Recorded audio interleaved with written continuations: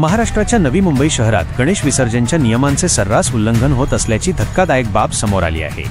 माननीय उच्च न्यायालयाच्या आदेशानुसार 6 फुटांपेक्षा कमी उंचीच्या गणेश मूर्तींचे विसर्जन कृत्रिम तलावांमध्ये करणे बंधनकारक असताना अनेक गणेश भक्त नैसर्गिक तलावांमध्येच विसर्जन करत आहेत। या गंभीर बाबीकडे पालिकेचे दुर्लक्ष होत असल्याचा आरोप सजग नागरिक मंचने केला आहे।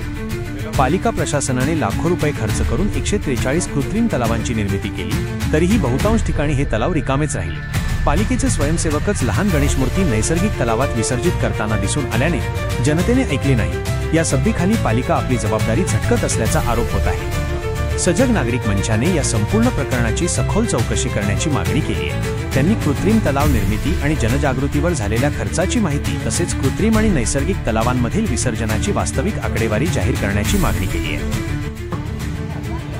हे आहे नवी मुंबई महानगरपालिकेने निर्माण केलेल्या सुनील गावस्कर मैदान बेलापूर येथील वास्तवदर्शी दर्शन।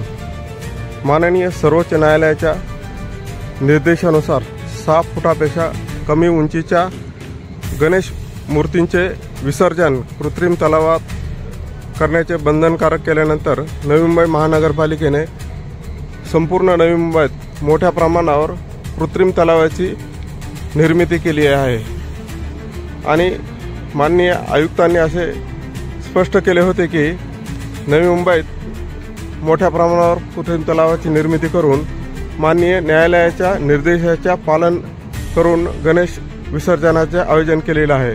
परंतु आपण पाहू शकता या ठिकाणी आपणास एकही व्यक्ती आलेली दिसत नाही।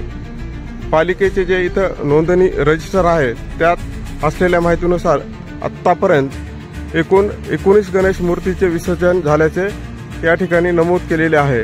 यातून हेच अधोरेखित होते की नवी मुंबई महानगरपालिका हद्दीत माननीय न्यायालयाच्या निर्देशाचे सर्रासपणे उल्लंघन होते आहे।